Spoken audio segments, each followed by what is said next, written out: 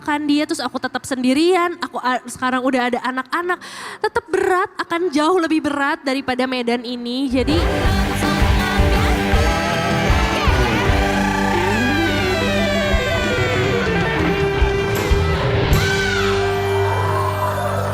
Coba aku mau nanya sama kalian, siapa di antara kalian yang terlilit hutang, angkat kaki. Tapi hebat loh kalau Gak ada yang punya hutang? Gak ada, hebat. Lo ada utang nggak? Ada, ingat kenapa? Ini tuh hukum ekonomi, prinsip ekonomi. Semakin kaya orang, semakin tinggi hutangnya. Banyak utangnya. Berarti lu belum kaya kalau punya hutang. Prinsip ekonomi mah begitu, hutang mah biasa, yang penting dibayar gitu ya. Kan ada KPR, cicilan mobil, itu kan hutang namanya. Benar. Motor ya. Tapi kalau ngomongin soal hutang, kita juga mau hadirkan bintang tamu kita. Alhamdulillah kemarin sudah lunas hutang-hutangnya. Tapi sempat drop karena hutang ya. Support system itu perlu, jujur sama pasangan juga perlu. Nah kita pengen tahu gimana caranya untuk melunaskan hutangnya di pagi-pagi ambiar. Ini pasangan suami istri.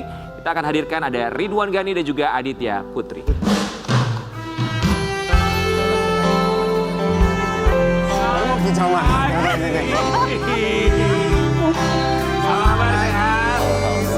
Aditya Putri apa kabar? Sehat? Silakan. gimana kita? Selamat datang kembali. Aduh kita salaman banget nih. Assalamualaikum. Ya, Idul Adha masih salaman nggak apa-apa, minal aidin wal faizin. Silakan boleh maju. Silakan. Bu, maju. Lama nggak kesini lupa ya? Iya. Sehat. Alhamdulillah. Alhamdulillah ya. Gimana keadaan ekonomi sekarang? Ekonomi 17.000. Ya naik turun mah wajar ya. Bangkit turun mah wajar. Harus icip-icip biar kaya, hidup ini Biar bertumbuh. Biar bertumbuh. Itu yang paling penting, biar seru. Yang penting kan jadi pelajaran. Betul, Ya kan? Nanti betul. boleh cerita sama kita gimana caranya untuk bisa menghadapi itu semua. Kami semua di sini mengucapkan terima kasih banyak. Terima kasih juga mau hadir dan berbicara mengenai kejujuran. Karena nggak semua orang mau berbicara jujur mengenai masalah ekonomi. Kita mau kasih lihat saja. lagi sensitif. What Kenapa? makes you cry? Aku lagi dapet. Dramatis. Jadi sensitif gitu ya. Iya betul. Oke, tidak semua orang mau berbicara mengenai masalah ekonomi. Terima kasih mau duduk di sini untuk bercerita sama kita semua. Jadi apa yang terjadi? Apa tuh? Apa kong? Apa yang salah? Tadi ada videonya katanya ada yang salah. Oh dulu, jadi apa ya bahasanya ya?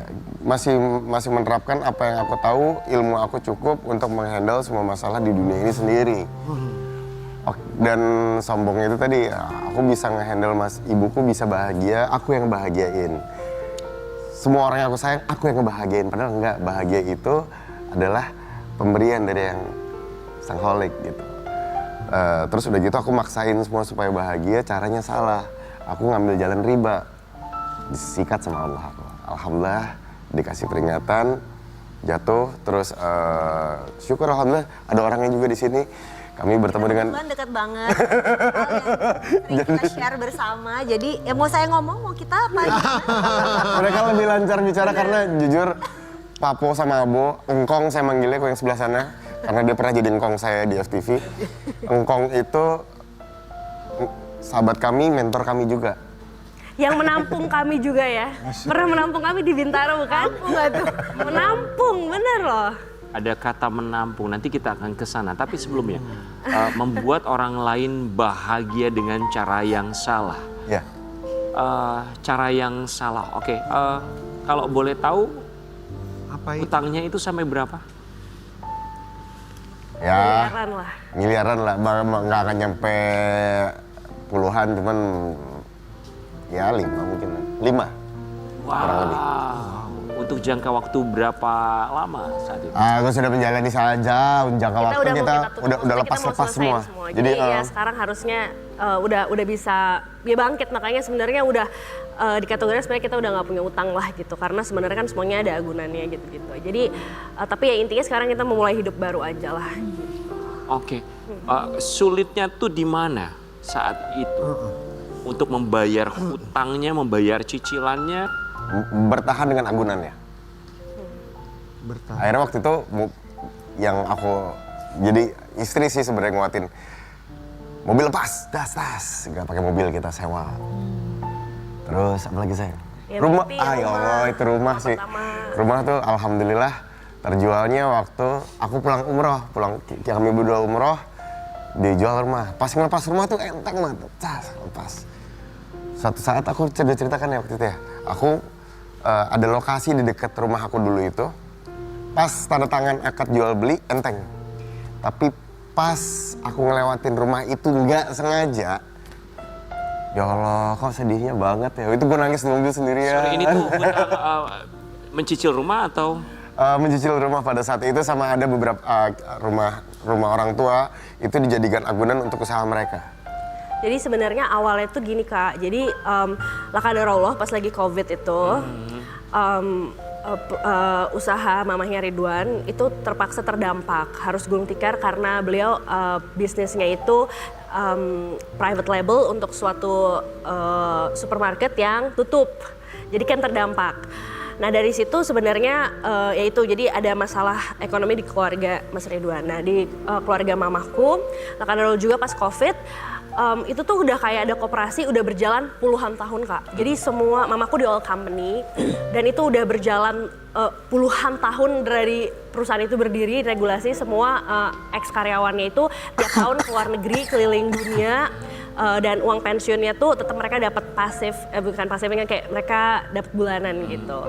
Tiba-tiba pas lagi COVID itu juga ternyata koperasinya kredit macet semuanya, termasuk uang pensiun mamaku akhirnya harus ikut hilang lah di situ. Jadi sebenarnya rumah tangga kami tuh ya alhamdulillah bahkan selama COVID pun kami ngerasa sebenarnya kami secure banget aja karena aku alhamdulillah juga walaupun aku di rumah angkat produk lebih gede dari aku syuting yang harus keluar rumah sebenarnya. Cuman nggak expect bakalan ketumpuan keluarga besar gitu sih. Wow. Jadi nah dari situ Ridwan mengambil langkah yang berani, harta yang kita punya udah kita agunkan aja, terus biar bisa menyelamatkan semuanya. Itu sih yang bukan kesombongan ya, tapi aku selalu bilang lakadarullah, Nabi Adam pun melakukan sebuah kesalahan karena ya bisa jadi itu syaitan, bisa jadi itu kita emang ilmunya terbatas gitu. Jadi pada waktu itu Mas Ridwan sebagai kepala keluarga, aku adalah anak bontot. Jadi dia menikahi aku tuh kayak memanjakan keluarga aku juga. Jadi bertanggung jawab lah, dia really gentle. Mas Ridwan anak pertama juga di keluarganya. Jadi dia berusaha pasang badan untuk bisa menyelesaikan itu semua. Dan ya itu sebenarnya kalau buat aku sih itu kayak kisah hijrah part 2 gitu. Jadi kan itu udah menurut aku, dulu aku berpikir aku pengen jadi lebih baik, Mas Ridwan juga baik, dan kita juga pengen ke arah yang lebih baik. Kita berdua aja cukup. Nah disitulah akhirnya aku tahu bahwa pas kita berdua ambruk, kita minta tolong sama siapa ya gitu. Dan baru setelah nanti ketemu komunitas, ketemu teman-teman, dan baru kita reach out kayak gimana nih gitu. Oke, Ridwan, lu tuh sebagai seorang kepala keluarga menanggung semuanya, keluarga lu pun juga keluarga sekitar, but you are human. Kamu juga adalah seorang manusia yang punya rasa lelah dalam hati yang kayak kok gue, kenapa gue? Aku nggak mikir gitu lagi. Jalanin aja, kalau aku mah emang ini mak gua, ini mertua gua. Iya dong. Betul juga. Jadi apa yang membuat berkaca-kaca sekarang? Nggak, ya, apa ya? Bingung, tolong saya dong. Jadi, Phone a friend. Nggak bisa. Nggak, tapi oke, mungkin gue izin ya. Ridwan ini orangnya laki banget, laki-laki banget. Jadi dia kalau ada masalah emang dia mungkin nggak cerita ya ini yang harus gue hadapin. Tapi kan kadang-kadang kan full juga ya gitu. Nah ketika mulai dibagi ternyata masalahnya terurai satu persatu gitu. Dibagi sama pasangannya. aku nggak keluarin karena malu gitu kan. Malunya tuh lebih ke arah fragile-nya akhirnya keluar sih gitu kan. Di atas. Akhirnya sama istri pelan-pelan, ya udah it's okay. Lo dulu tuh pas udah menyadari kalau ini adalah sebuah kesalahan, itu aku benar-benar menutup diri sendiri saja. Bertapa ya Allah, aku belum bisa bersabar yang gimana-gimana, tapi kan yang namanya sabar harus usaha juga. Tapi waktu itu mau usaha apa? Cuman Allah bantu itu tadi, dikasih ketemu sama Ngkong, dikasih ketemu Abo, dikasih ketemu sama guru-guru. Ya udah memang untuk taubat itu, untuk pelan-pelan nebus kesalahan itu, untuk menjadi Ridwan yang lebih baik, untuk menjadi pasangan yang lebih solid, itu memang kita harus nge-gym. Nge-gym kan sakit. Otot jantung ya. Kalau salah tolong dikoreksi langsung Pak. Suami kamu tuh banyak menutupi hal yang Iya, suami aku tuh nggak bisa serius, makanya dia berusaha cover itu sendirian. Cuman ini tuh salah satu yang merekatkan rumah tangga kami tuh dulu Ridwan itu pikir kalau dia bisa kuat sendiri atau nggak dia hancur sendirian itu dia. Padahal tanpa dia ketahui, aku ngelihat dia jatuh, dia menahan itu, dia sendirian, tanpa nggak langsung kan istri kan lihat, istri kan tahu. Tapi ini pertanyaan kita, kenapa Jadi- kamu sempat terpikir, yang kami dengar, kamu sempat terpikir untuk meninggalkan Ridwan Ghani? Kita mau lihat yang satu ini. Oh wow. Lalu dia Iya, kalau aku pergi meninggalkan dia terus aku tetap sendirian, aku sekarang udah ada anak-anak, tetap berat, akan jauh lebih berat daripada medan ini. Jadi aku upayakan dan memang akhirnya Allah tunjukkan juga perlahan-lahan semuanya membaik gitu. Walaupun tetap ya bahu terberat pasti tetap ada di suami. Makanya kalau aku berkahnya ke beliau, semoga kalau aku bisa jadi pribadi yang baik itu bisa sedikit meringankan dan membantu beliau gitu. Sempat terlintas? Iya, jadi karena waktu pada saat itu kan aku udah coba berbagai cara untuk kita bisa bangkit. Cuman pada waktu itu Mas Ridwan itu lagi jadi caveman. Jadi kalau di istilah psikologi itu ada flight, ada fight. Nah aku fight terus. Fight and fight mode. Ya, dan dia flight banget. Jadi pada waktu itu dia sebenarnya dia nggak sanggup keluar, makanya dia bertahannya itu adalah di dalam rumah, di kamar, nggak even ke ruang tamu, ada tamu datang pun dia tutup pintunya, dia nggak mau ditanyain karena setiap kata apapun akan men-trigger dia. Oh, dia nggak oke sama sekali gitu. Jadi dia hanya keluar rumah kalau ada duitnya, kalau kerja dia akan fake it.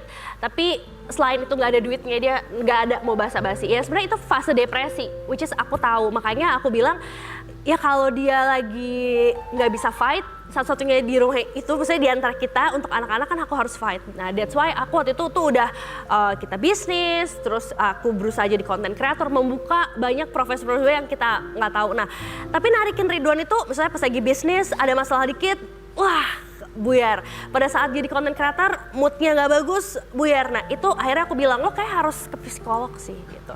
Nah di saat itu aku ngebujuk dia untuk dia mau keluar karena ini kan bukan nggak ada duitnya nih ya kan. Ini kita Dewi Persik maaf. Jangan sampai jatuh ya, ntar dia ngamuk tuh. jadi pada waktu itu aku bilang, tapi kalau kamu nggak mau nolong diri kamu sendiri, aku capek, sumpah aku capek. Akhirnya pergi ke psikolog? Akhirnya pergi ke psikolog. Apa diagnosanya? Kalau boleh tahu. Aku ada hutang pengasuhan. Jadi aku dibiasakan tidak menyelesaikan masalah. Jadi ketika ada masalah sebesar apapun, besokannya langsung seperti biasa-biasa saja. Gak dibahas, gak diomongin. Which is It's itu okay. Itu bukan kesalahan, tapi itu proses. Dari situ ya kita sama-sama belajar sebagai anak. Jadi kan saya ini bukan cuma suami, saya juga anak. Saya juga bapak. Tadi gua kehilangan karakter. Yang semuanya sama-sama belajar karena nggak ada sekolahnya. Yes, kita belajar dari hidup ini. Yang penting kita sama-sama belajar. Ya udah berproses lagi, tapi alhamdulillah ya dari situ dibuka. Oh ternyata seperti ini tuh salah. Nggak mau ngobrol itu salah. Walaupun berat kayak gini, aku juga sebenarnya males ngomong. Karena terang gampang kepancing gitu kan. Lebih baik diam, malu. Udah didiagnosa kayak gitu ya udah. Bu, Baba kan gampangnya diajak kemana-mana ya. Nah jadi alhamdulillah aku bukan orang yang ya memang secara itu caveman, tapi pada saat itu caveman-nya memang hanya untuk berbahasa basi itu aku nggak mau. Tapi kalau memang kita ketemu sama bukan cuma psikolog, kita ada konselor juga sama Kang Sani.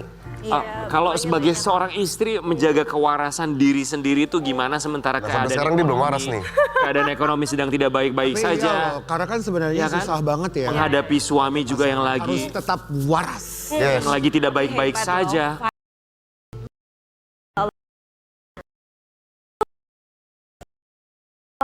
juga barengan sama kakak-kakak mentor ini. Jadi ada pengajian, ada self development class, aku ikut. Yang ya kan aku bagaimanapun kan public figure ya. Jadi dimintain tes itu, aku setelah tesnya tayang, gila itu gue kusut banget, mohon maaf gitu. Jadi sebenarnya tuh emang niatnya datang tuh bukan mau ngiklanin program, tapi gue emang bener-bener lagi butuh ditolong, lagi butuh belajar sebenarnya kan kayak gitu. Tapi emang maksudnya Iya, dengan sekusut apapun itu tuh aku datang, maksudnya aku keluar rumah, maksudnya mungkin kalau di agama tuh kayak aku sa'i aja, I'll do anything gitu loh. Jadi pada waktu itu tuh aku reach out aja dan aku selalu bilang kalau yang cowok-cowok, ajakin Ridwan apa kayak, ajakin Ridwan dong, ayo. Jadi aku bener-bener ajakin semua orang kayak bantuin gue narik Seenggaknya dia gerak dong. aja dulu Nah, gitu ya. kayak ngajakin dia keluar dari rumah dong, begitu udah luar kayak, oh ya udah nge-gym, oke. Jadi kayak ngangon satu kayak, ayo dong gitu. Oke, gerak aja dulu ya. Tapi sedikit banyak pasti berpengaruh sama anak-anak. Kita mau kasih lihat sebuah artikel buat kalian berdua. Aditya Putri, istri Ridwan Ghani, akui masalah terlilit hutang akan berpengaruh terhadap kehidupan anak-anak.